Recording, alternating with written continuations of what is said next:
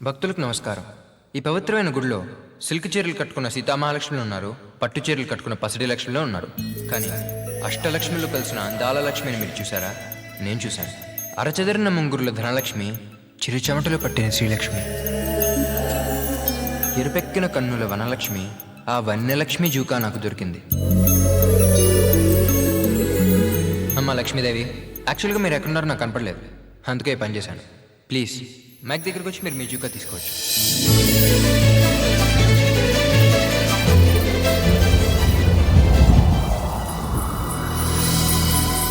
ఇప్పుడు ఈ చీకట్లో అమ్మాయిని ఎలా గుర్తుపట్టాలి? మీరు?